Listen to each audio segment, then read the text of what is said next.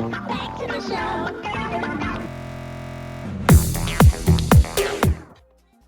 Hello, everybody. Welcome.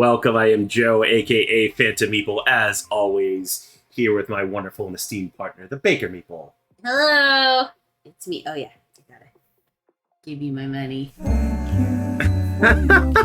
Did you really wait to do that? Yeah, I wanted attention.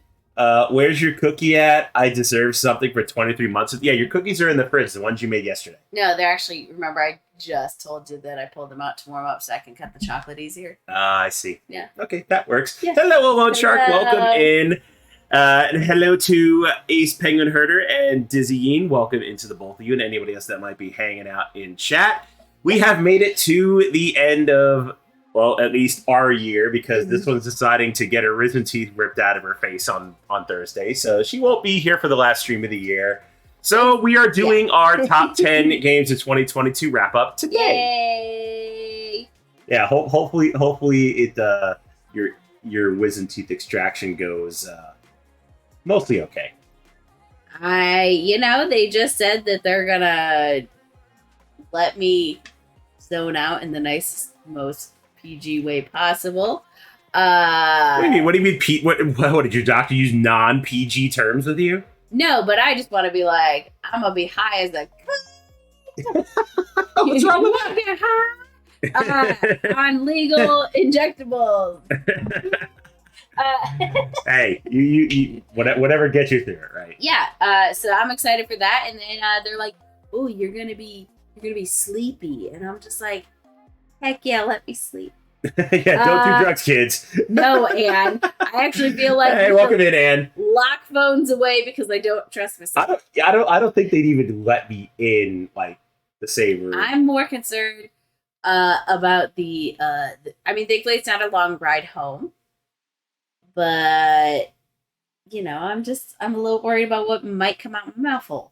One Truck says I'm already sleepy. What else is new? Same, like that's a perpetual state. That's for me, true. so You're like, perpetually sleepy. They're like, you're gonna be sleepy, and I was like, okay, and Yeah, it's like what else is new here? It's like you're just gonna, I don't know, be relaxed. yeah, exactly. Those funny videos of people after that. Oh yeah, videos of you afterwards where you're still like completely like on cloud nine and be like, hey, say supercalifragilisticexpialidocious. No, she already has no filters. I know, like that's a great idea, Anne. I should totally do that. Yeah, we just make sure, if inappropriate stuff is said, it just doesn't make it. Yeah, like you say you want to like squeeze Christopher Maloney's butt or something.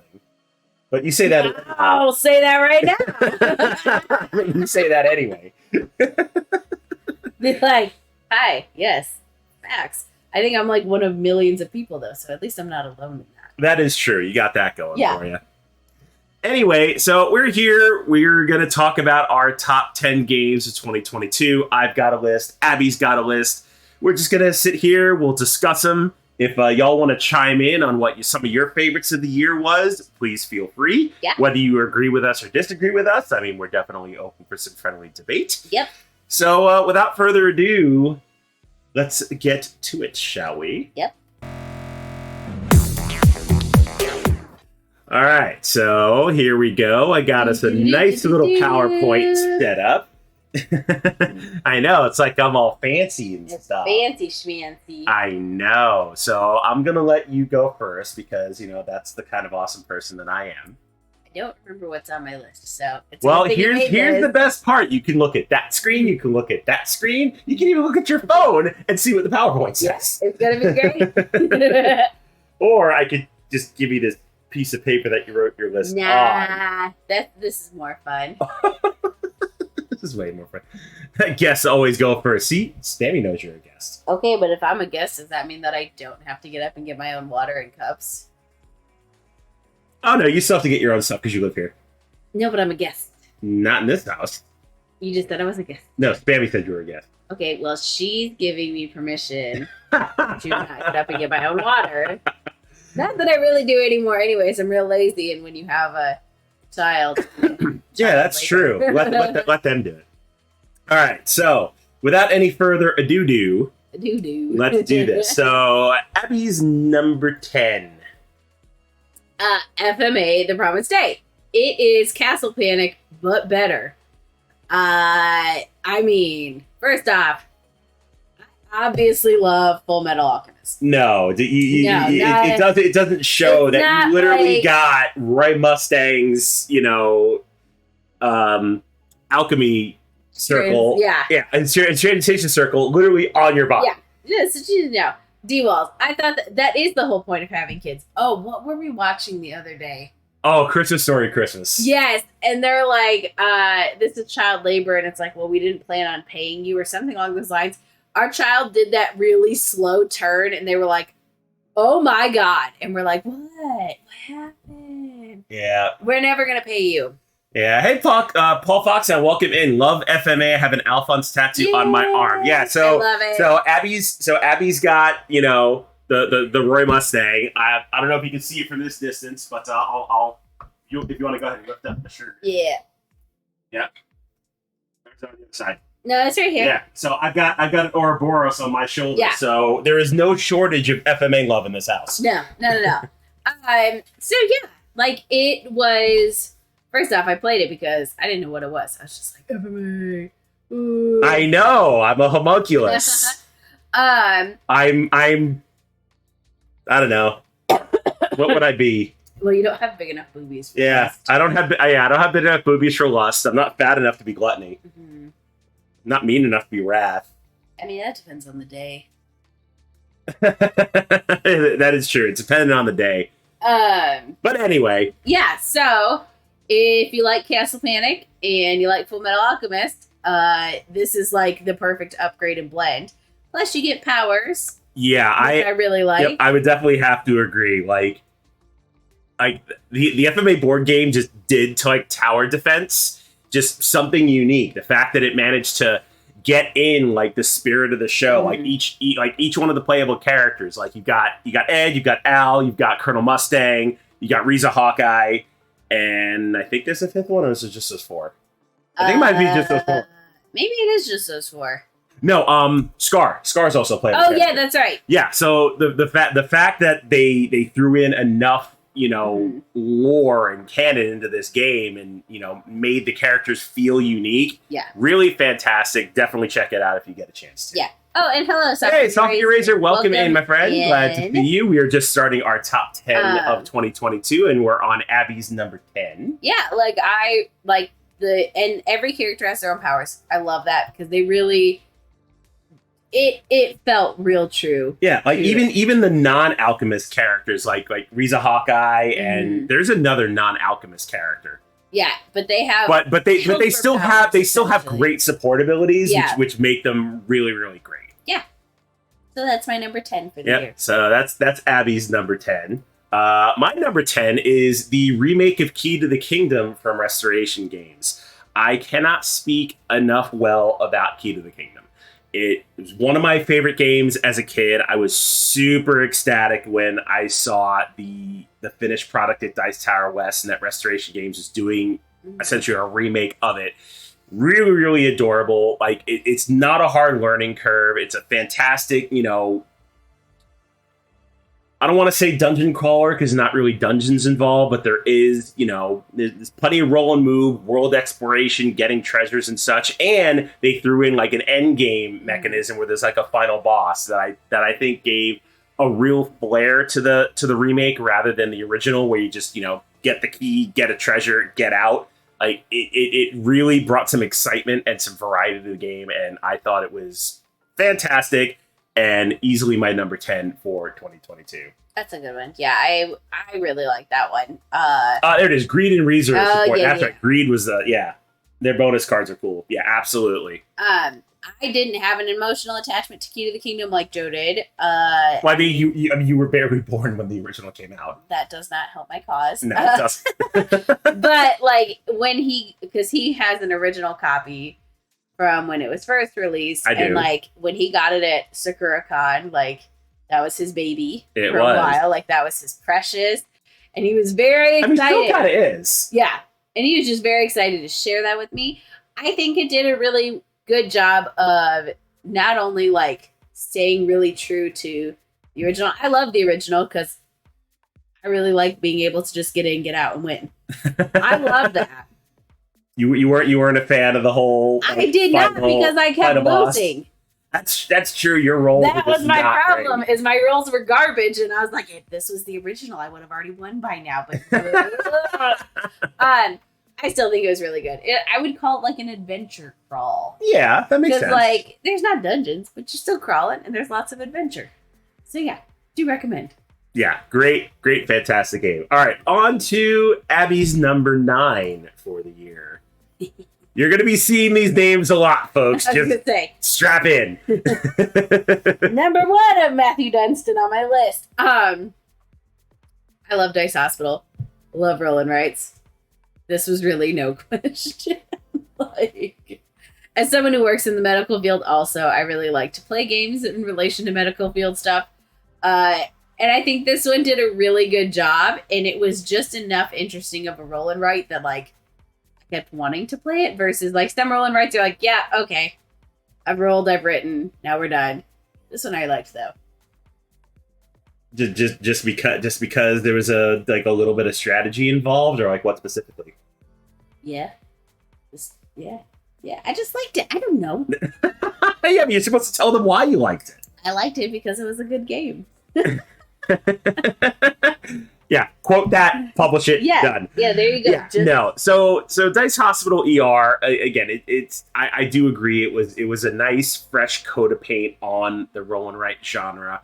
The fact that you are, you're rolling dice. You're basically choosing, things you get to do on your player's sheet from cards that are randomly drawn, and the fact that you can stock blood bags to change dice values or colors. And the simple fact that you had to worry about going from like 1 through 6, and then trying to get that screen ability to restart your count. And if you didn't get it, it could completely mess up your plan. And then the end game goals, I have to say, are probably the one thing I don't like about that game, because some of them aren't conducive to the strategy of the others. Like there's one where you have to completely surround the X-ray labs, but it's not conducive to the other ones where you're trying to get groups of numbers or get specific patterns. That's the one thing I didn't like, but it's another path to victory. So at the same time, it gives variety to the game, but at the same time, it kind of doesn't work with other things that are within it, if that makes sense at all. Yeah, and I think also it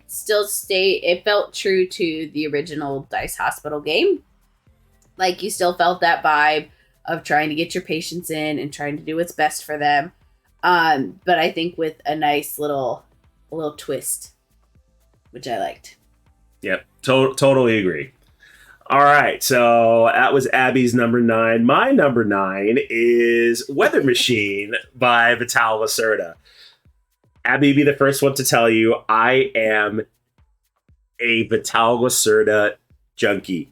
I seriously love everything this man. Yeah, there are other games I liked more than Weather Machine. I know, surprising that it's this high. But I will say that Vital Lacerda comes out with these ridiculously heavy games. They're great. They have so many moving parts. It takes 2 to 3 hours to learn, but once you play it, you're good. Hence Lisboa. That's become a favorite of yours. You played it a bunch of times. You kind of know the game, even though you've only beaten me one time. But really, you don't think Lisboa is your favorite Lacerda? Oh, my favorite Lacerda? Yes, I would say that, because out of all of them, it's the one that I think I've managed to figure out the best. I don't love it for any reason other than it's just the one that I figured out how to play. Until some butthole comes and steals, he figures out my way of winning, and then screws me over. And who would 25 Who would points. do a thing like that? How dare you? Yeah, just a terrible, How person dare you. who did that to me, and I will never, ever forgive him. How dare you? Yeah. But no, so Weather Machine, it's really, really unique that it it's still competitive in the fact that, you're trying to get the most, what they call in the game weather points instead of victory points, which is really clever. But you're trying to get the most points as possible, but you're also competing against the government, trying, you share research for them to complete their own weather machine to fix the weather, rather than Oh, thank you, Unruly Cat. Yay! Much appreciated. Thank you for that continued subscription. Much appreciated, friend. What was I saying? Oh yeah. So you can either help the government help them make their machine and complete it to fix the weather. You can work on what the heck is his name? It's Vital backwards. Latif. You can work on his machine to try and fix the weather, or your own machine trying to fix the weather. But no matter which one you work on, you're still getting points and trying to, win the game. So really cleverly done. I thoroughly enjoyed it. Another hit for Vital Lacerda. One of these days I'll play on Mars, but I don't know. Just don't know why I haven't bought it yet. It's the only one I haven't played. It's a Lacerda. Got too much for my little ADHD brain to fully comprehend. I know. You don't have much to say because, I think it was good. I think I'd have to play it like 17 times to figure out absolutely anything that I was doing. I played the whole dang game going, I don't know what I'm doing. You know what? This looks good. And then whatever Joe and our friend were doing, I was like, yeah, I'll do that. Yeah, but you know what, though? You said the same thing with Lisboa. That's you figured true. that out. I did. I figured out one way to win. And look at what happens when I can't do just that one way. I know. I can't win. So, this is where that ADHD hyperfixation comes in. I have mastered literally one way. Which is why I'm surprised you're not much better at heavier games, because you do have that hyper fixation. I'm like, come on, once you learn a game, you should be in there and good. Yeah. Well, that's what happened with Lisboa. Weather Machine, I'd give it another try for sure, because most Lacerdas I feel like I have to play 3 or 4 times, except Kanban. I played that more than once and I still... Kanban. I like Kanban, but it's not his best. I will admit. And so it just had feelings. Also, mostly because I got wiped. I was destroyed in that game, and I was like, they're like, okay, that's it, and I was like, oh, okay. Anyway, so that's my number 9. On to Abby's number 8. I just have feelings. I do. Wormholes. And first off, it was actually a really fun game. I thoroughly enjoyed the mechanics. I think I more enjoyed all the improper innuendos that came from saying, I want to use your hole. I'm going to use your hole. The entire time, it never ended. Which, when I tell you that we said that in front of our child stopped and went, what the hell did you just say? And we're like, wormholes, you pervert. But I think it was just I think it was really well done. It wasn't, I wouldn't say it was a new mechanic, but I would say it was really well done of that. Mm-hmm. Whatever mechanic it was. See, there you go. Shaman's got it. Victory points for using your hole. Exactly. It worked out. Yeah, because the other person got a point for using your wormholes. Yep. Yeah, and our child was like, "What did you say?" I know, and all the "I'm going to pay you for using your hole" jokes too. Let me pay you for your hole. But truthfully, it was actually just a really fun game. It was not hard to pick up at all. It was super easy to learn. I think it would be quick to teach to someone who's new. But it's got some different and newer mechanics that you don't see in games all the time. Yeah, it was a very, very well done take on set collection, because you still had to pick up and deliver mechanism, but at the same time you're also collecting cards of sets of planets for victory points, which was really well done. Yeah, I really enjoyed it, and bonus points because we got to all use each other's holes. And that's why it's on your list. And listen, I was making my list last night, and I'm scrolling through the BGG list, and I was like, wormholes. Write it down. Merely because of all the jokes you made. Well, also, but because it was actually just a genuinely fun game. It was fun. I picked it up and put it down a few times. I'm having a hard time buying games right now because I'm really trying to save money. And we're severely running out of space with I know. We're gonna have to do another culling here soon. But let me tell you, it's high on my list because it was genuinely just super fun. And that's why it's at number 8. No, I agree. It definitely deserves a place on the list. I unintentionally just realized that there are also holes in the number 8.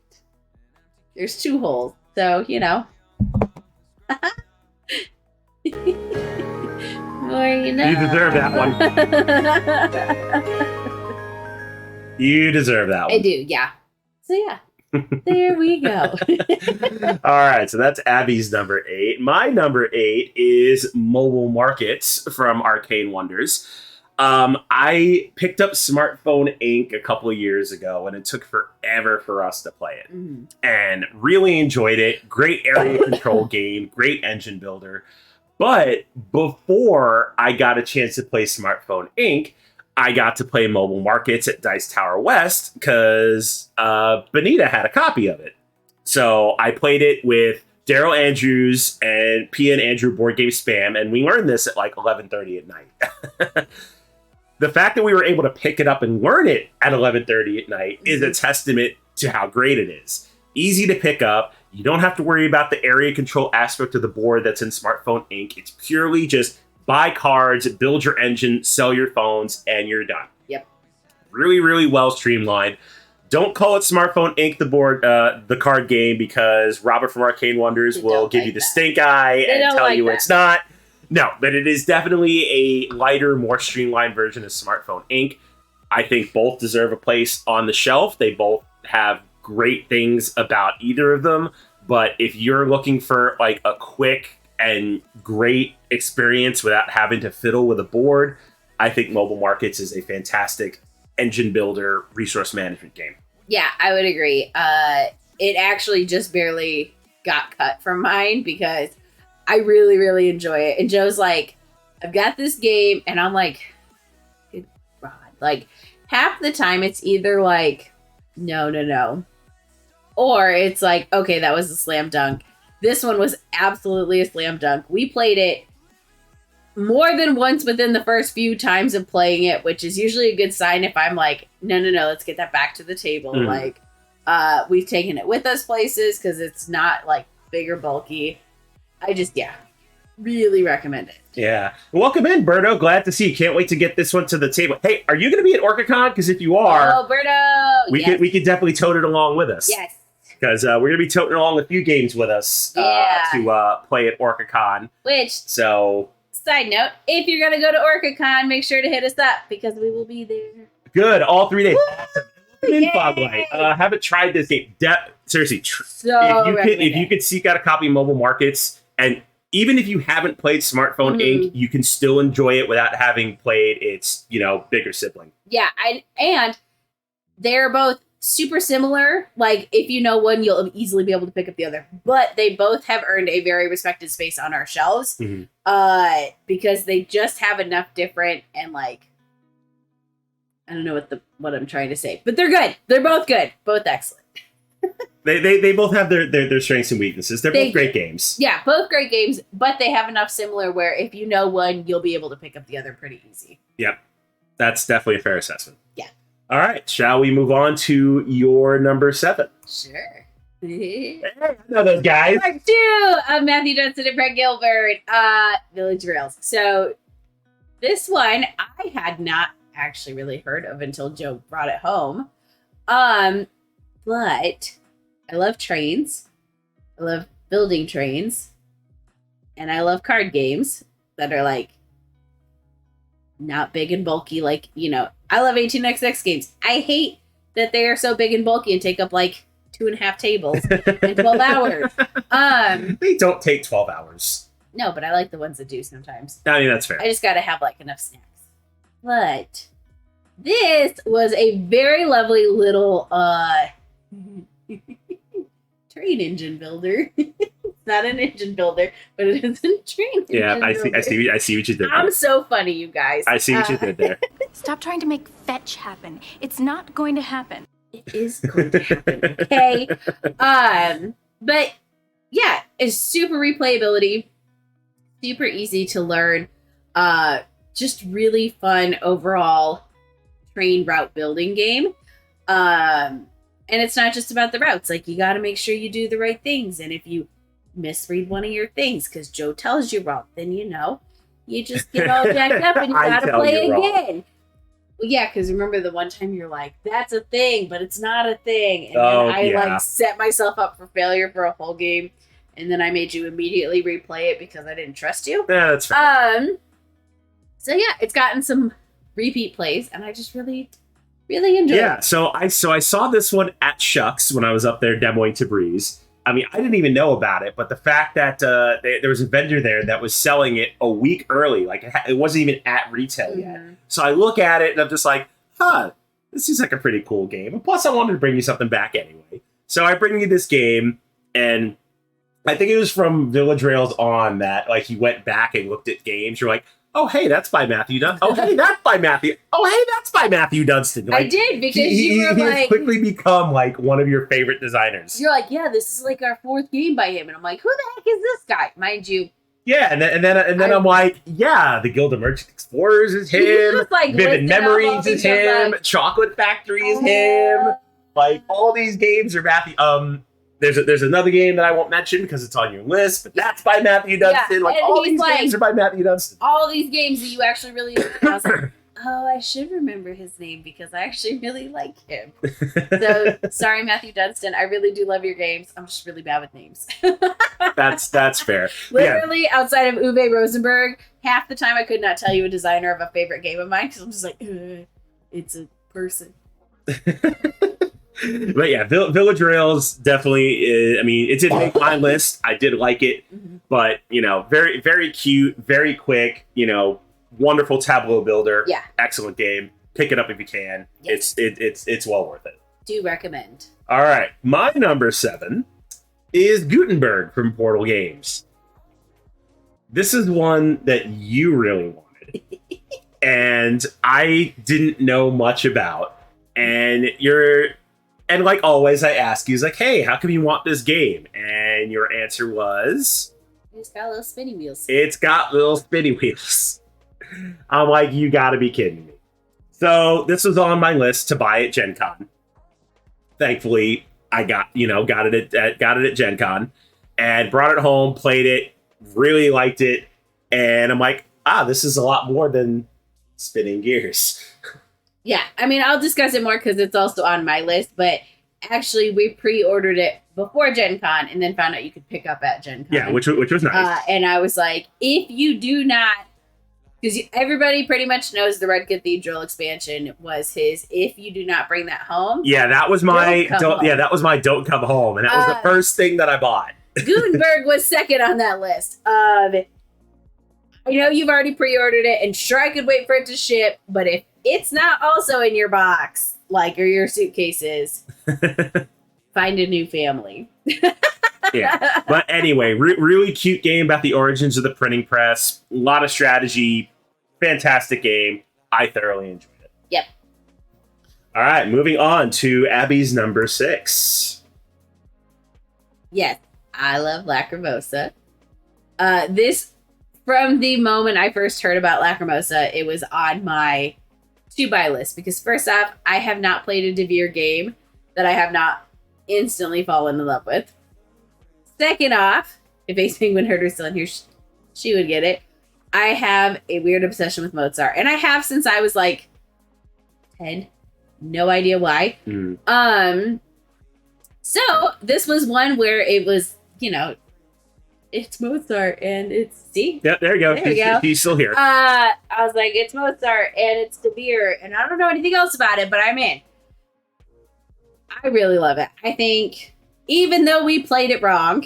I know we didn't play it wrong. We just didn't realize that only one of our cards had the memory action to get other cards into your deck, and if you give that one away, if you don't replace it, like, that's it. Like, you're done. So, life advice. Don't trade that in on that first round. Wait to get another card that has like the memory action and something else, so you can still get new cards into your hand. But super fun. I wouldn't say like deck builder, but it is kind of but it's a hand I would say hand management more than deck builder. Yeah, I mean, like, you're still adding a little bit of stuff if you do the the one card right. If you do that right, then you get to add more stuff to your hands. Mhm.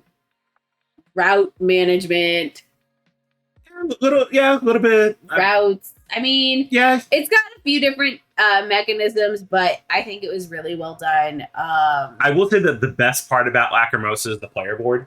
The player board is probably the best thing about that game. So the fact good. that the two cards that you play slot into your player board and show the actions that you're taking, like It's beautiful. whoever thought of that, It's beautiful. it is probably hands down one of the best uses of a player board I've ever seen. Yeah, so like the quality was there, the design effort was definitely put Mhm. into it.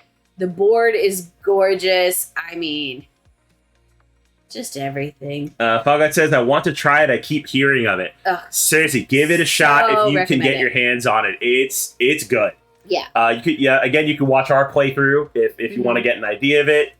There's plenty of playthroughs out there, but really, really good game if you can get your hands on it. And if you can't get your hands on it and know somebody that has it, definitely give it a try. Definitely. I highly recommend it. If you're in the Pacific Northwest, we'll play it with you. Yeah, if you're ever up here, for sure. So yeah, that's my number 6 game. All right, so my number 6 is Wonderland's War from Druid City Games. Now, I got to play this when I visited Amanda Panda this summer. And it was me, Jackie Fox, Amanda, and Candace Harris of Board Game Geek fame. And I really, really like this. I want to buy this game. I really want this game on my shelf. The problem is, it's a 3+ player game. 3+ player games don't see very much play on our table because it's usually just us two. However, it still deserves a place on my list because the art in it is fantastic. Like, it takes the story of Alice in Wonderland, throws in some area control mechanisms, and it has a great bag building mechanic. So for those of you who like Quacks of Quedlinburg, know about a bag building mechanism, or Orleans has it as well. But Wonderland's War, just fantastically done area control. Got a little bit of push your luck in it. Fantastic game. If I had people to play this game with, I would buy it in a heartbeat. And I know you want to play it too because you've seen pictures of it. Yeah, it looks pretty, but I can't say anything other than that because I've never played it. My opinion is it's pretty. Voglight says, I've never lost Wonderland's War. Y'all know how crap I am at games, so it's a feat. Yeah, no, I mean, I know you don't have much to say about it, but again, if we had the consistent gaming group, like I would make room on the shelf for Wonderland's War. Like, I think that highly of it. All right, on to Abby's number 5. Flamecraft. It's cute. Wow, It's got more than that's all you're gonna say. I really loved Flamecraft. It is cute, but it also has a little bit of dickbaggery, like just a little bit. You gotta work to be a jerk in the game, which I like, because it's not one of those games where it's just blatant being a butthole. I just thought it was, I don't know what it specifically was about it, but I really, really enjoyed it. I just got Flamecraft for a Christmas present. I haven't tried it yet, and Ace Penguin Herder got it for Christmas. Yeah, We know. from us. But there's just, first off, it played well at 2, which is always good. Yeah. But also, like, just the thought process that went into designing it. It was very well designed. Super adorable. Those little minis. Thankfully, I managed to get a copy of the deluxe version off of eBay. But the metal coins are great. The minis are great. The resource pieces are great. Just overall wonderful production of the game, and the names of the shops are so great. Yeah, like what? I'm trying to think one off the top of my head. Yeah, I'm not gonna be able to. There's like a play on Taco Bell. There's one of like the Home Depot, but they're all like fantasy puns, which are really, really great. I wish I could think of one off the top of my head. Oh, there we go. Draco Bell. Oh yeah, Draco Bell. Yeah, Draco Bell's fantastic. Great name. Yeah. I love it. So good. Yeah, it was just, it was cute. I felt good playing it. Like, it wasn't like ever one where I'm just like, oh my God, Joe's being such a dick. I just want to like shank him. No, like you had to be in that game. Like you don't have a choice. Nice, because like sometimes like that was part of your cards was literally to be nice. There was good end game scoring. There was good mid game scoring. Yeah, like the what's it called, the Leaf Dragons, where you get to you get 2 points, but you have to give something to somebody else. Like you have to be nice to people. But just overall production quality was great. Mm-hmm. The gameplay was really good. Like, well, I think we played it twice the first time on stream because we blew through it. Yeah, we blew through it. It's very quick, like 45 minutes to an hour. Like Thanksgiving, I brought it over and I played a 5-player game, and it took us like with a teach like an hour and 20 minutes. It's the learning curve is very, very, very small, easy to pick up. Yeah, really well done. I can see why so many people backed this Kickstarter, and then when it was released, like the deluxe versions were gone in like an instant. Like I can see why this game was super, super hot this year. Yeah, definitely. If you have not played it, I do recommend it because it's just one of those games where you like. I will be the first to admit I've played games and I leave the table angry, and I will not talk to whoever I'm playing with. Usually Joe. For like 20 minutes because I'm like, I'm so irritated at your existence. But that one I actually was like, that was really cute. Let's play again because I like playing with you.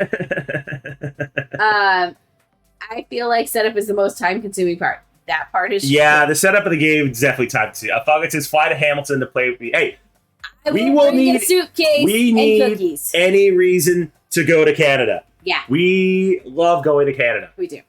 Actually, how far is Hamilton? Let's find out. Yeah. So while he's looking that up, I do recommend it. It's super cute. And it's fun. He says it's far. Let's see. Oh, it's in Ontario. Easy couple, like 5-6 hour flight. That's not far. Fine. We got it. Yeah, we got my passport in. We're good. Yeah, you got a passport. You can actually fly to Canada now. All right, so that's Abby's number 5. My number 5 is Planet Unknown from Adam's Apple Games. This one I fell in love with when I got to play it on Sovereignty. It is a fantastic polyomino game akin to games like Terraforming Mars, where you're trying to, create a planet. I thought it was really well done, especially with its Lazy Susan mechanic, the way you pick, you basically spin it to pick your tiles, and then you're scoring points based on how big of areas you are, rescuing life pods on the planet, picking up meteors, like so many different paths to victory. And we haven't even played like the advanced game yet that has asymmetrical planets. We've only played like the base planet, but I really enjoyed it. Fantastic game, fantastic production value. Like I haven't seen a retail version of this game that doesn't have like the fancy Lazy Susan. But again, even if you can only get a retail copy of this game, I recommend you play it. And if you can't, it's on Sovereignty. So give it a shot. The production value is really good. I will agree with that. I would say the only comparison to Terraforming Mars is you're building planets. I did not really enjoy Planet Unknown. I mean, that's fair. I really tried I think it was a lot for you when I tried to teach it to you. I don't think that helped it because it's one of those where it's got a lot of little minute rules where if you mess one little thing up, you're gonna jack up a whole bunch of stuff. The Lazy Susan part's really cool. Otherwise, this was not high on my list of games that I wanted to ever play again. Yeah, I will. Because Joe loves it, and I love Joe sometimes. Sometimes. But anyway, like I said, this one is on Sovereignty, and shameless plug. For the rest of the year, all of the games are free. So if you could play whatever game you want on Sovereignty, but then after January 1st, if you use the code Phantom, you get 60 days free platinum access, and you can keep playing all the games in their library. So you could check out Planet Unknown and the other games they have, like Tiny Towns is on there. What else is on there? Sushi Go. Sushi Go with golf rules. Sushi Go Party with golf rules is fantastic. 10 out of 10. Skull King is on there if you're a Yep. fan of Grandpa Beck's games and Trick Takers. That one's on there. Isle of Cats is on there. Whole bunch of games. Great library. Definitely check them out. Hashtag not a sponsor, but Sovereignty's great. Also, just use apps like that instead of buying games, because if your partner doesn't like them, then you got a game on your shelf that's just gonna sit there all sad. Like, let your partner play them games on other things.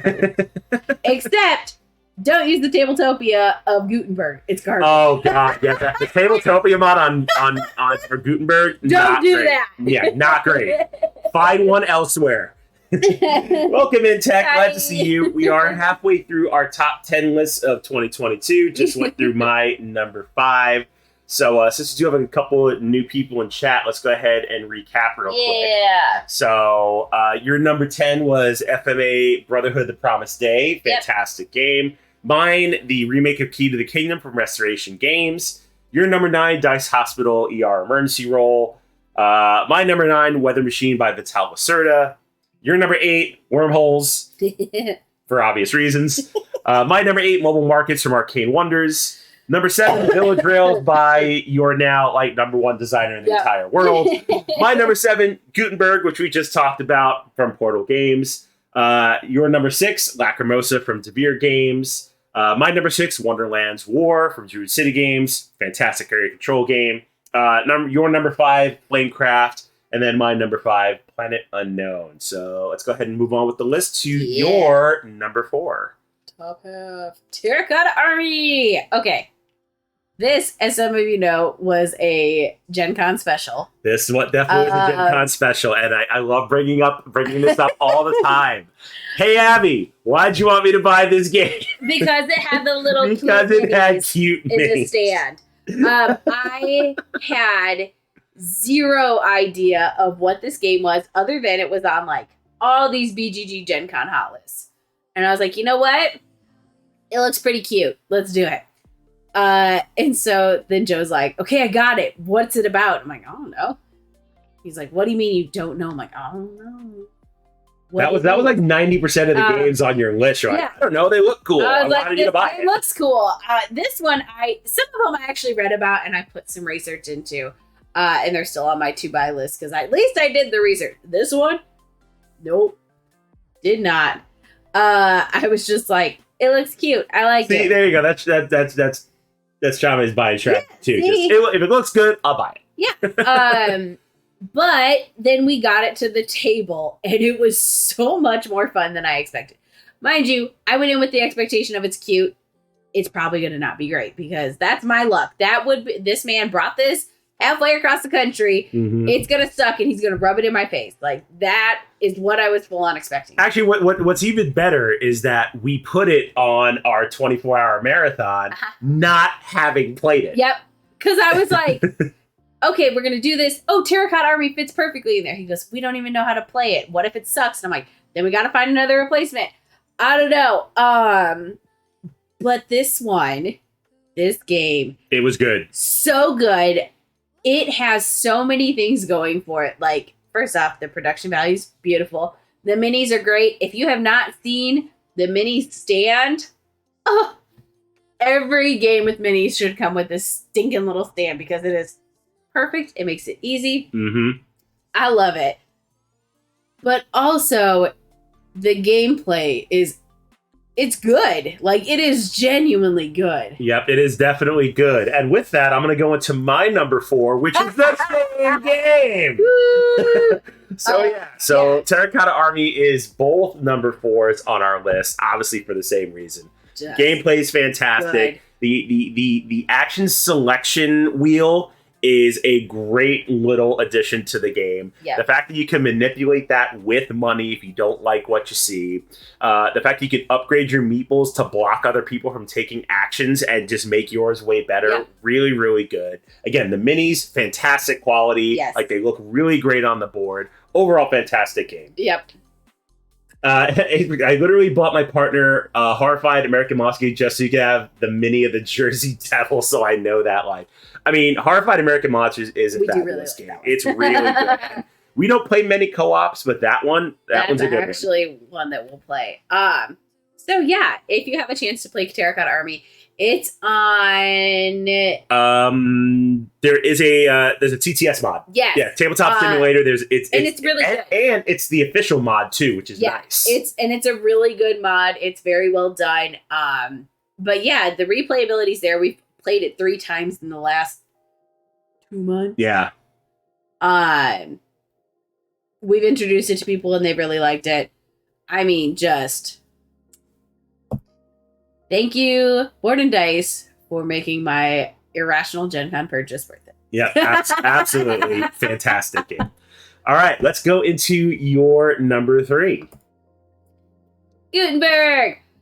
I liked the spinning wheels.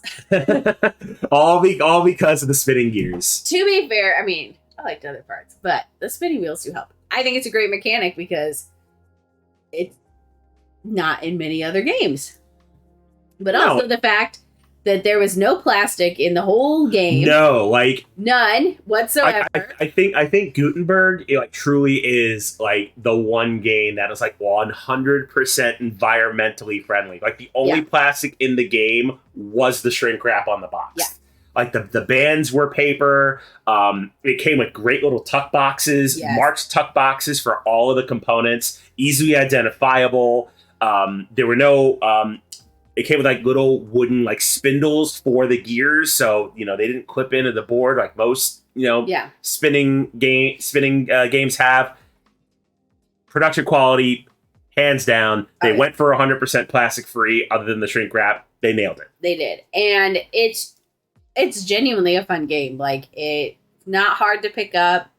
It's pretty easy to understand. Yeah, and it scales, which is nice. Like it scales for 2 players, 3 players, and ultimately the 4-player count. I think it works well. It worked well at 2, worked well at 3. We've yet to play it at 4, but again, I still think it'll shine. Yeah, for sure. All right, so that is your number 3. My number 3 is Ark Nova from Capstone Games. Everybody said that this was the terraforming Mars killer. No. I love them both. I am putting that rumor to bed right now. Yeah. It is not the terraforming Mars killer. However, I will say that terraforming Mars and Ark Nova do have very, very, very, very similar mechanisms. Oh, look at that. Tech just bought Ark Nova today for $10 Canadian. I want you to know. That is a steal. You got yours on bargain, too. I did. Not that much of a bargain. But my Facebook feed today, I want you all to know, was literally just Barnes & Noble sales and $10 Ark Novas. And $10 Ark Novas, yeah. That's it. And I'm like, I don't know what's going on in the world, but, Foglight, it might be near Hamilton. I don't know. But, yeah, I was a little worried because I love Terraforming Mars, and everyone's like, it kills it. And I'm like, not my baby. Yeah, because Terraforming Mars is high on like your that is like list. The one game that I have voluntarily upgraded multiple times with like all these bougie fancy upgrades. Yep, we got the 3D printed tiles Kickstarter. Yep. We have like custom wooden boards that you got on Etsy. We've got metal cubes. Yep. Like everything you could possibly do to this game, we've done. And so I was like super worried because I bought it on sale right before Gen Con, and that is true. And I'm glad you did, because that is one box I would not have fit in my. It would not have fit in my suitcase. Yeah, because it is not a small box. I could barely take I was struggling to take the picture of myself holding it for him, especially because our kid wasn't home, and I can't ask the cat to take a picture because he's totally useless. So I was just like, oh well, we're gonna just try it. But I see where people would say that. I do understand where people were coming from, but I think that very respectfully, they are super wrong. No, honestly, the similarities are there. You're still drafting cards. Mm-hmm. Cards let you do things, and then you're building your zoo. But I wouldn't call it a terraforming Mars because you're not terraforming a planet. You're building a zoo. You're building a zoo. That's all you're doing. Yeah. And there are things on the board where if you cover them up, you'll get bonus cards, or you'll get points, and all that good stuff. But they hold their own. Terraforming Mars is it has its Tableau engine builder, whereas Arc Nova, I wouldn't really say that's much of an engine builder. I would more say it's, I mean, not even necessarily like area control like Terraforming Mars either, because you have your own zoo. You're not competing with anybody on the same board. But you definitely have like your Tableau building, your resource management. Like it's all there. Two very, very separate games. Definitely would not call it Terraforming Mars killer. No, and also I really wish I could remember where I heard this about Arc Nova, but it's really great because you can decide, it was something along the lines of either you can have this super well developed research zoo, or you can have like the Florida sideshow with 2 gators. And like, who the heck said that? I don't know, but I heard it the other day and I just like, it stopped me because I'm like, it's so true, because like Joe's over here like got this fancy thing with all this research and I'm like, I did a bird. Yeah, it's like you got a bird and a crocodile. Like, I'm good. And I really wish I could remember where I heard it because it cracked me up, because I was just like, oh God, that's so true. And it was really fun to build my Florida sideshow with, a bird and a crocodile. Yeah, I mean, I will say it was definitely an effort to stream that one, because we decided to stream our first play of it. And it is a beefy game. Mm-hmm. Like it takes up a good chunk of table. Yeah, but it is really fun. Yeah, really, really fun. Like my first experience of it, funny enough, while I was playing Mobile Markets, Benita, Casey, Miguel, and Victor Ortiz were all sitting at a table across from us, and they were playing Arc Nova. They started at 9 p.m. We started our game of Mobile Markets at like 11:30. We finished our game at like 12:30. They were still playing.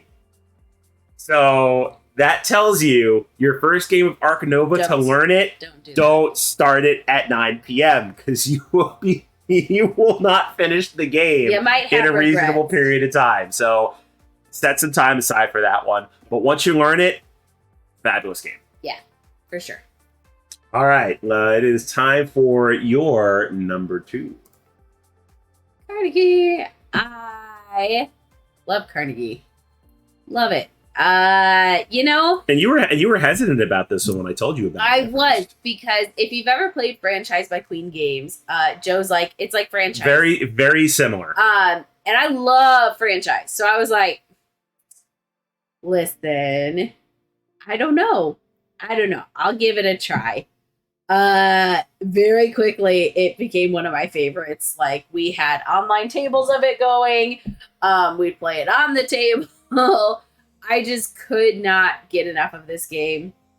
Multiple ways to actually like win. I think it's super, super well designed. There's flat out, you want to buy victory points? One person can buy victory points. 7 points to whoever wants to buy it first. Yeah. The donation track is good. You have to you can't just hyper focus on one thing. You do have to try to balance it out. There's bonus points for getting stuff across the country. There's points for just focusing on one thing. I mean, just so many ways to get points that it doesn't feel like if you mess up one little thing, like the game is over type situation. Which can happen with games. But yeah, there's plenty of catch-up mechanisms in the game. Like you're saying, the donation track. Like if you buy into the donations and you've got points in your back pocket, it can easily be the difference between first and second place. Absolutely. Yeah, like this was. He's like, it's like Franchise, and I was like, okay. I said it was Franchise on steroids. Yeah, and I was like, I'll try it. So I'm like, I don't think anything's going to be... It's not going to give me that same feel of Franchise. But this did give me that same feel of Franchise, where you're trying to build your network. But also, if you don't build your network as much as you want, it's not going to end the game like in Franchise, where if you don't build enough, you're kind of screwed. Yep. Because there are so many different routes to getting points that it's not like, oh, I'm stuck in New England, I can't get out, I'm gonna just have 7 points the whole game. So yeah, definitely a top contender. Yeah, totally agree. And thanks to Casey Miguel of Brain in a Jar for introducing this one to me.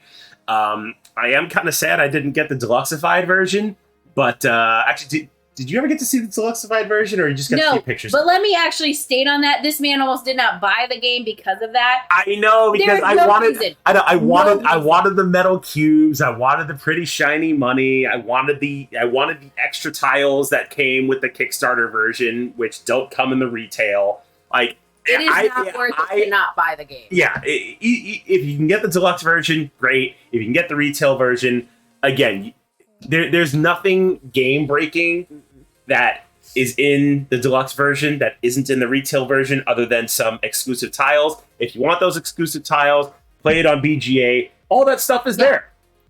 Yeah, it is, because we talked about this for months, and he's like, I'm not buying it unless I can get that deluxe version. And finally, I was like, screw it. I know, you're like, just buy the game. I'm so tired.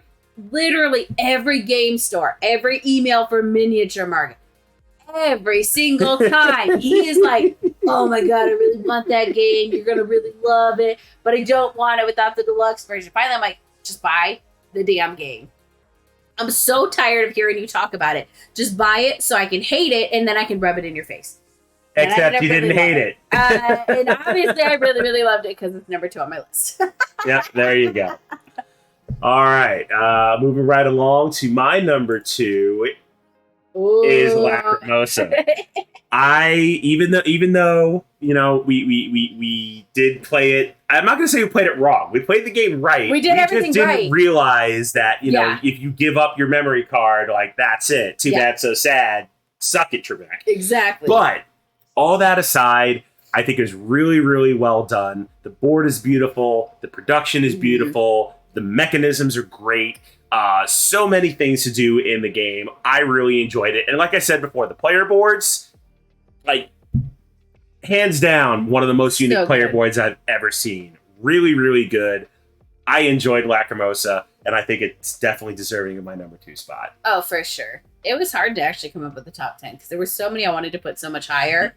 It was going to end up being like 5 ties for number 1 and then like 6, 7, 8, 9, 10.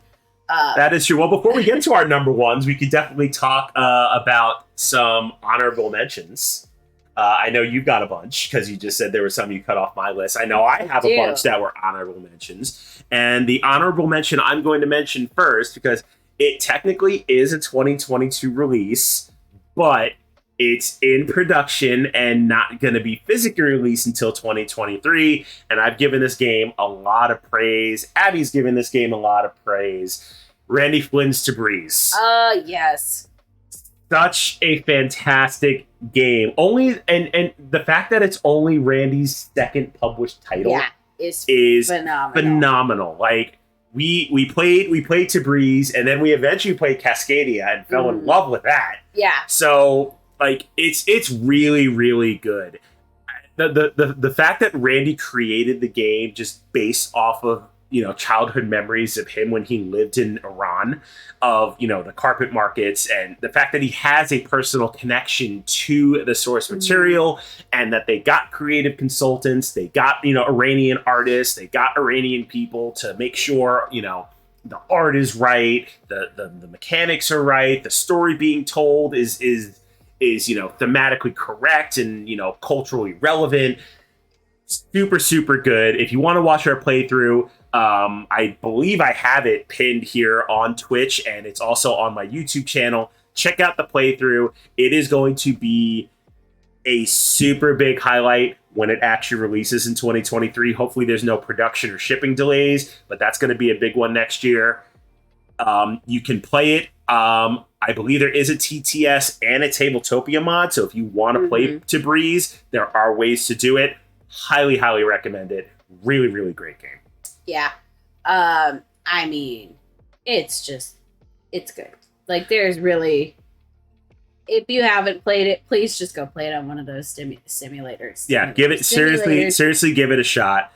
But I mean, the physical game's gonna be great. The fact that the playmat is standard, like, that's the board. Like, I'm a sucker for a good playmat. Yes. All right. What's one of your honorable mentions? Let me see. Because I know Cult of the Deep. That was I put that on my list, and I'm not. Oh God, When I Cult of tell the you, Deep. Oh, that was I'm not so sure good. if it was because the game, which I think was actually I hate social deduction games. Can't stand them. I'd rather play trick taking games than social deduction, and I hate trick taking games.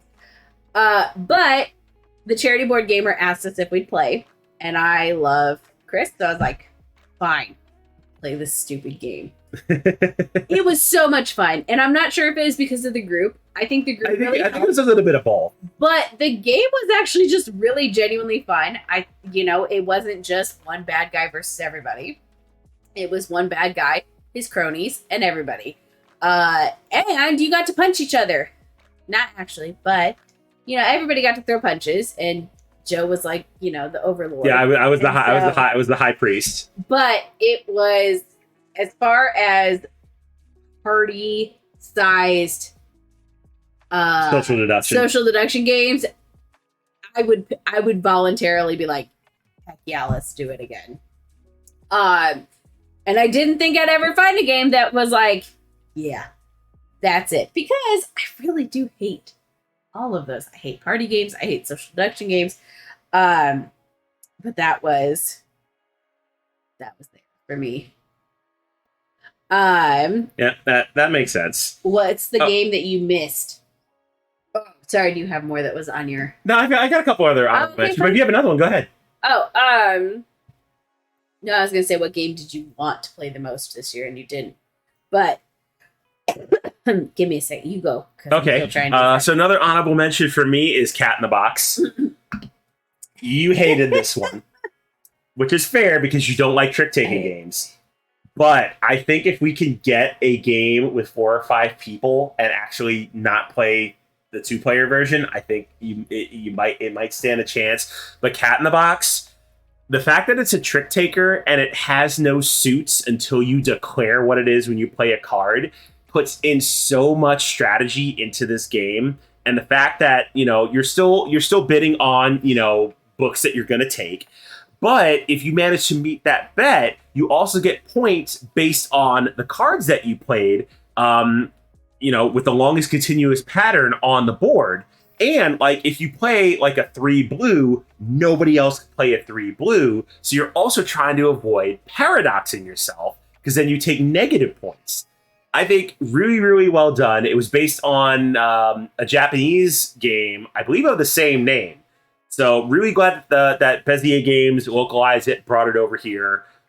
I think it was a fantastic game, and I think it's worth the honorable mention.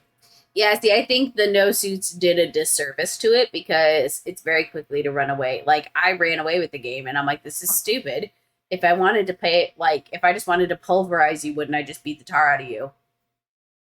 I'd feel better about that. But, Like I said, I think if you played at a higher player count, it might have a better effect. Yeah, I said I'll play it one more time, but it has to be a full player size. Because at 2, yeah, it's garbage at 2 because one person very quickly runs away with the game, and then it's what's the point of even playing? And I was the one who ran away with the game, and Joe's like, this is great. And I'm like, this is stupid. I just pulverized you. Why would you enjoy that? I don't know. I still had fun with it. Yeah. All right, what else you got? Oh, Disney Sorcerer's Arena, I think, is great. Yes. I just I've never played the mobile game. Yeah, that's the thing. Coming from us, neither one of us had played the mobile game. Yeah. I had played it. Thanks again to the op for providing the review copy, which is really fantastic. Played it with Amanda Panda. Played it with Sean Fletcher, who designed the game. I've played it twice. I taught it to Abby. She, really, really liked it. I really did. Yeah, because it feels like a true, actual, minis fighting game. But benefit is the minis are cute little Disney characters. Mm-hmm. And so I think it was really well done. The expansions bring new characters with new powers to them. And we haven't played since we got the expansions, but even just reading over the expansion characters, I know, we got to play. They are going to be so what to do good. with Thrills and Chills with Jack Skellington, the Mother Gothel, and the Horned King. The Yeah. So really excited to get that to the table soon. Yeah. Okay, my next one, Cuphead fast rolling dice game. You're just picking all these terrible games. I mean, you think they're terrible. I think they're great. And by terrible, I mean I really loved Cuphead. You except did for like Cuphead. You just didn't like the anxiety Yes. it induced. If I could turn off the timer for Cuphead, it would be perfect, and it probably would have been in my top 5. It is that damn timer that I'm just like, But that's the best part of the game. No, like it's I think we knocked this one out of the park. oh, Like super great. it still has it still has like the anxiety and the and like the thrill of playing the actual game. Like, you know, Cuphead is like the epitome of a platform bullet hell game. Yeah. And the fact that they managed to translate that into cardboard and dice is, I think, it was really, really well done. Yeah. So easily honorable mention for me for Cuphead. They did a great job with that. Don't get me wrong, I hate it only because I get really bad anxiety. And mind you, the first time we played it, I had just been in a car accident like that. Which probably Oh God, I didn't help my forgot. cause. Oh God, I Because forgot. I was about like, that. hey, I'm off work because of my car accident. Let's play. And he's like, let's play this. Don't worry, I played it again after that, and it still made me really anxious. But it does a great job of catching that anxiety, which I never thought I'd think of for a board game. So kudos for that. It is really fun, except for that anxiety part. Yeah, well, there you go. All right. Yeah, you got any more? I'm still trying to look. Most of them I think you captured on your list. Okay. I mean, I would not put it in my tops, but I did actually enjoy Star Trek Super Pinball, Super Skill. Oh, whatever. Super Skill Pinball. Um, We've got. Tell you what, that's an adventure in don't play a print and play without thoroughly that researching a game. Because so I didn't want to play or buy a game without like just kind of knowing. I was very on the fence about Super Skill Pinball. Very, very on the fence. I'm like, sure, people love it, but I'm not paying until like I know for sure. Don't get me wrong. I've stupidly purchased some board games, and that's probably why I'm a little smarter now. But I knew that there was a print and play on BGG for this. And it happened to be a holiday one, which It was a kinda holiday worked out. one. You know, holidays had been coming up. So we tried it. I could not finish it. The print and play was crap. Now we know that it's because it had things literally wrong on it. Like it was completely opposite of what it should have been. I mean, I do not recommend that print and play if you find it. Yeah, and the best part about it is they fixed it this year. Yeah, like the table is proper now. Finally, they fixed it. But I gave it another chance because Joe decided to buy them all. And so, Well, to be fair, I had seen Jess, Amanda, and Aaron from Game Enthuse. They played it on stream, and I'm like, "Oh, hey, we did that wrong. Oh, hey, we did that wrong. Oh, okay, this game actually looks fun." And they were playing the National Lampoon's Christmas Vacation board, and I'm like, "Okay, this seems really awesome." So I'm like, "All right, I'm sold." So I bought it. Because, I do love a good roll and write. And then, I go to Abby again. It's like, hey, we played this wrong. So, again, I print out, the print and play because, it's all there was. And she's like, I still don't like it. This is bullcrap. Because the rules did not drastically change how it was played. And now that we know that literally the disservice that they did... Yeah, the fact that version 1 of the print and play, like the red and yellow flippers were on the wrong sides of the board. There were typos in the rules. There's typos on the board. And then when I saw the new one, I'm like, okay, that actually looks playable now. But yeah, we got Super Skill Pinball. I was gonna play the Christmas Vacation one myself on Christmas because I'm like, okay, I'm finally gonna get a chance. Abby comes by and is like, all right, you gonna play this stupid game or not? I'm like, I thought you didn't want to play. Because here's the thing. He will buy games and then complain when I don't play them.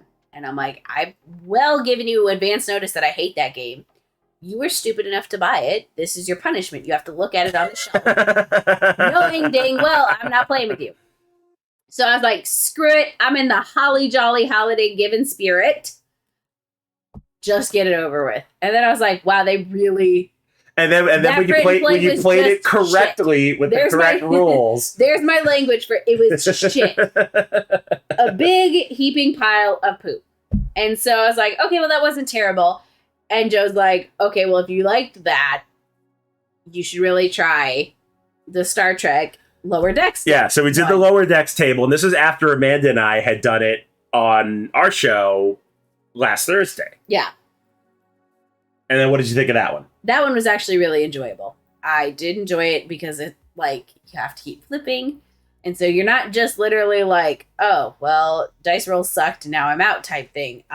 No, like there's actually some strategy to that table. Yeah. Like the whole point of the Lower Decks table, I mean, this is a little bit spoilerish if you haven't played Star Trek Lower Decks Super Scope Pinball. But the point of the table is to not use the flippers. Like the point is to get your ball to a point where you score, the threshold to where your table flips and then your ball drops with gravity. So a little bit of strategy involved, and I think is really, really well done.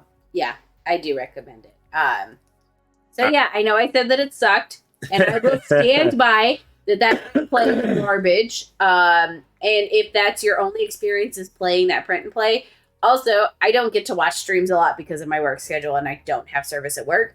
So Joe's like, all these streamers did it. And I'm like, I don't care. That was still garbage. Yeah. But to be fair, there actually is a print and play of the Carnival table from the initial Super Skill Pinball. That is available as a print and play on WizKid's website. So if you are going to try a print and play of Super Skill Pinball, get that one because it's actually based on the final version that's in the box. Yeah. So do that one. Don't do 'Twas the Night Before unless you get the corrected table. Yeah. It'll go over a lot better for your soul. Yeah. Trust me. 100%. All right. Any other honorable mentions for you? Oh, yeah. San Francisco is the only other one. San Francisco is so good. I really enjoyed it, but I think that's one for me. It needs a third or a fourth player. Like, it was great at 2, but there wasn't really much competition between us at 2. I didn't feel it, but I really enjoyed it. But yeah, at 2, it's just, it doesn't have this. I think that it would just be so much better. Mm-hmm. But it was still good at 2. Yeah, just really, not really as competitive as I had been hoping. Yep, and then my final honorable mention. It didn't make my list, but I'll honorably mention Flamecraft. It was great, but the only reason why it didn't make the list is because it is a little too quick for me. It's a great game. Like if you want to sit down, knock out a game in under an hour, it's great. It's really good. Production value is great. The game value is great. Really, really fun. But just from a length standpoint, not my cup of tea. Definitely on a list, but not a top 10. Yeah, I think it's good for beginning or ending longer game days. Mm-hmm. If you've been playing for 8 or 9 hours, like I feel like that's a good one to end with. Yeah. Because it is shorter. It doesn't require a super large amount of brain strength. Like, it's good for that. Yeah. All right. I think we're ready to go into our number ones for the year. It's time for the main event. Yep. I think it's time for the main event. So without any further ado, Abby's number 1. Next Station London. Hey, it's that guy again. That makes 3 on my top 10. 3 out of your top 10 games was designed by Matthew Dunstan. This one I played on BGA, and Joe's like, hey, let's try this new Flip and Right. I was like, whatever. Like, I will try Roll and Rights, Flip and Rights, anything and rights. Like, I'll try it. Because most of the time I really, really enjoy it.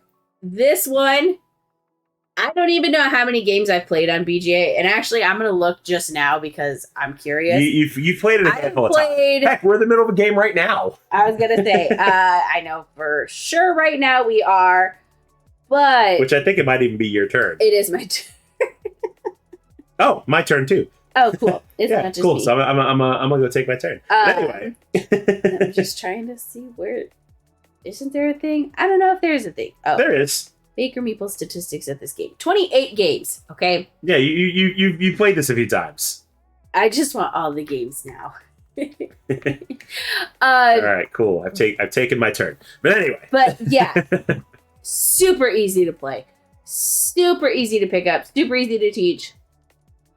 Does not feel like an intro game. No. Like you can play the basic game and it's still really good. Like you still have to have some strategy, but you can also like we could teach it to our ADHD riddle child and they would pick it up. No questions asked. I mean, we've taught this while drinking. We have. Like, See, Fog's like, I just want all the games all the time. It's Exactly. true. Like, I do want all the games. Easily though, 28 games in a year, which that's just on BGA. That does not include the games we've played in person. Oh yeah, games we played in person. What, we've done it twice? I think 2 or 3 times? Anyway. Yeah. So it's there. It's got everything for me. And I love it. And it's little. Like it's not big. It is. It's very compact. Like I liked this game so much, I imported it from the UK because actually I still don't think it's available here. Oh, I'm not sure if it is or not. Yeah. I've not seen it. Yeah, I'm curious, but yeah, I still don't think you can buy it in North America. But I'm gonna look real quick.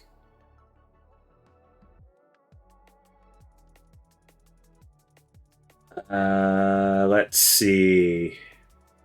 Oh, is it available on Miniature Market? Okay, you can buy it on Miniature Market now, so it is available in the US. But at Taken forever. But yeah, like when I got it in the spring, yeah, it was not available anywhere in North America.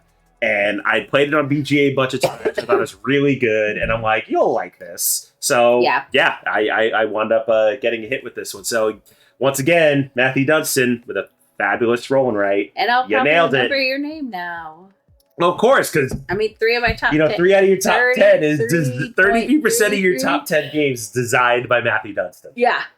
I feel like if I didn't, that'd be pretty shameful. Right. All right, so that's your number one. My number one for the year is Ready, Set, Bet from John DeClaire. I feel bad because I hated this game. I know. To be fair, you didn't like it because you can't stand for long periods of time. True. And depending on the table where you're playing at, you can't stand. Like if we were to do it on this table, I think this you'd be one fine. would be okay. But the table we were at, you had to stand. And this was not the first game, not the second game. This was towards the end of our gaming time at this horrible table. And from an accessibility standpoint, I'm like, if your game requires you to stand, that is garbage. I mean, it doesn't require you to stand. The table we were at was not conducive to No, that. I think even at this table, I might have a hard time, though, because you still have to be able to reach all the way across the board. The board's not that big. No, but I'm saying in the middle of the table, if we put the board in the middle of the table, some people, like me, would have a hard time reaching across because I don't think so. It's not that big of a then board. go get the board because I'm going to prove you wrong right now. Okay. Go get the board. Okay. Go get the board. All right. We're gonna. I can't believe we're solving this right now. Unbelievable. I will prove you wrong because as someone with little potato arms, I can't reach anything. I seriously can't believe we're doing this right now. Okay, so I've got the game. Yeah. Anyway, while I'm bringing out the board. Anyway, I'm not big on party games, but this was one in the very, very limited exception category. Like, it's really good. It relies on chance. There's a lot of excitement. Everybody's involved, and it's just really, really good. Like it takes like the best things about a horse race and puts them into dice form. All right. Now you got the board out. There you have go. to put it in the middle of the table. Yep, in the middle of the table. That's not the middle of the table. No, that is definitely the middle of the No, table. it is so not. It is. There's more than a hand, but still also. Okay, so you can't. Okay, so you can reach the middle of the board. Exactly. I'm saying the problem is fundamentally if you can't reach the whole board. That okay? Now if we put it here, yeah, sure, I can stretch and reach, but that defeats the purpose of. And then you also can't do this. Like, you have to have a big enough table. That's also the problem. It's because if you get enough people standing around, people are throwing elbows. Like, Joe bumped into me 4 times. I'm like, touch me one more time and I'll shank you. I'm already irritated. I was like, do not push me. And he's like, get the hell out of my way. I'm trying to kill bet. you. When I tell you that I went home after game night after that, I'm not kidding. I had enough. No, but I thoroughly enjoy this one. It's if you have a really big group, it plays up to 9 people, including the dice roller. I again, I'm not picking up party games, but Ready Set Bet definitely did it for me this year. If it had an electronic board, I would actually love it. I mean, I don't know how that would work. I mean, it has an electronic dice roller. I just don't know how an electronic board would work. If you had just like a tablet screen, and everybody was logged in, Yeah, I mean that could work. and you were just betting electronically. Yeah, I mean, hey, I AG, if you're listening, create an app. You can have that idea for free. I won't even charge you for it. I'm saying it would remove all of the accessibility issues about your game that I have with it, because everyone can use it no matter if they're sitting, standing, laying, whatever. Whatever position they are in, they would be able to easily play the game. Because that was really my only problem with it. And I think it's great that the app has the dice roller so that people can play. You don't have to have a dice roller. It's not mandatory. And also, I'm sorry, John DeClaire. You're a lovely individual. It's not your fault that I don't like your game. Well, there you have it. All right, so there is our top 10 of 2022. Yep.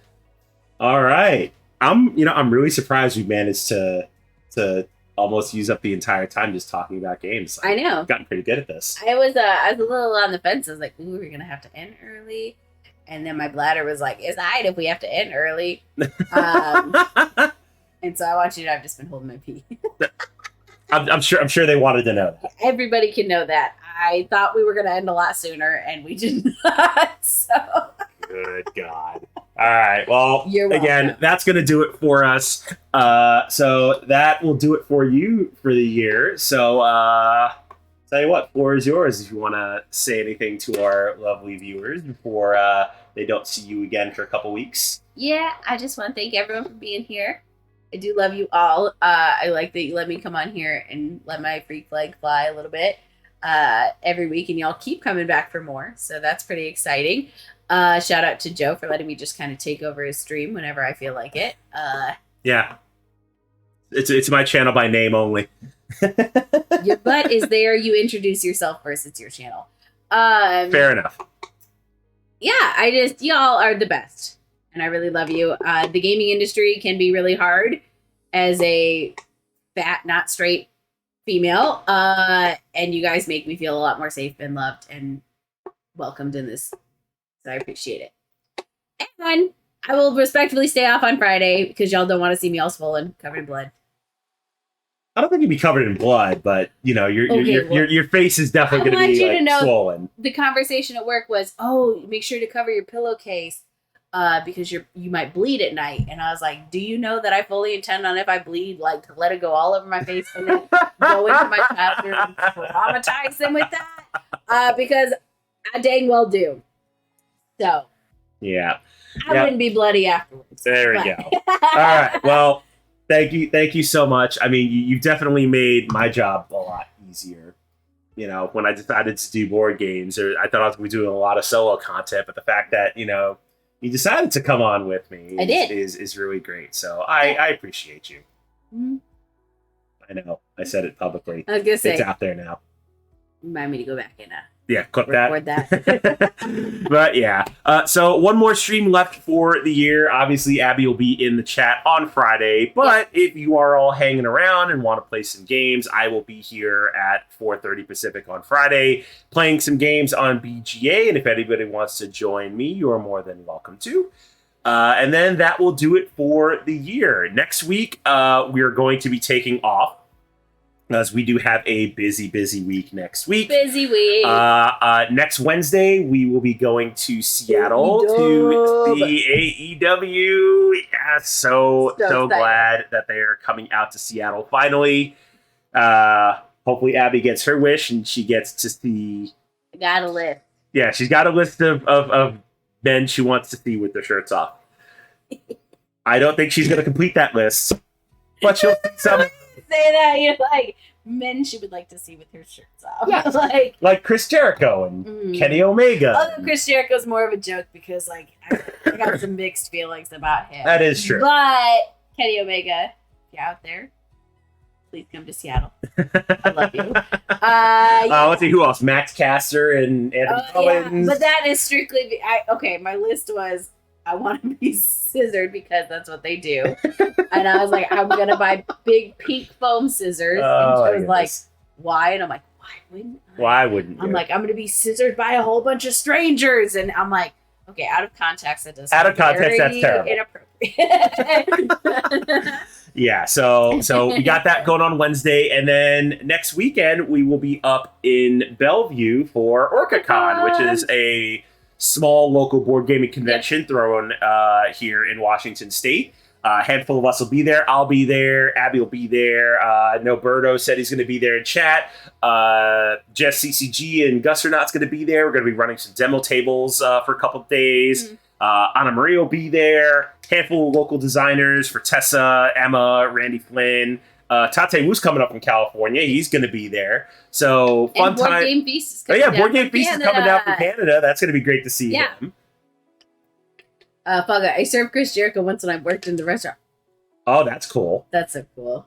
But yeah, I really do have a love-hate with Chris Jericho, man. yeah. So like I say, so next week we'll be off. Yeah. But the week after, on Tuesday, we'll be back with our OrcaCon wrap up, and of course, back to games, starting up 2023 with the bang.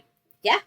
So again, thank you all for hanging out with us. Yes. We appreciate you. I appreciate you being here. We do. Y'all's the ones that keep me going. So as long as y'all want to be here, we'll be here We'll be entertaining here. y'all, doing the best we can. All right. Who's on that we can take this party to? Let's see. Time Roller's doing some stuff. Wacky Tabaxi is doing Heroes of Arcadia with Meeple Grande. Okay. Bonds is doing Dreamlight Valley. Paula Deming's doing Outer Wilds. That's pretty much all I got. We'll go see Wacky Tabaxi. I mean, we do love AJ and Kel. We do. And, I love Meeple Grande. They're kind of awesome. So, Their streams just aren't conducive to my all right, so there we go. We'll get the raid going. Cool. If you are a subscriber, go ahead and use that right there. And if you are a follower, go ahead and use that right. Oh, not follower. There we go. Use that right there. Again, show them all some love. Enjoy the rest of your evening. Enjoy the rest of your year. Yes. I will see y'all on Friday for some games, and we'll catch you on the next one. See you on the flip side, everybody.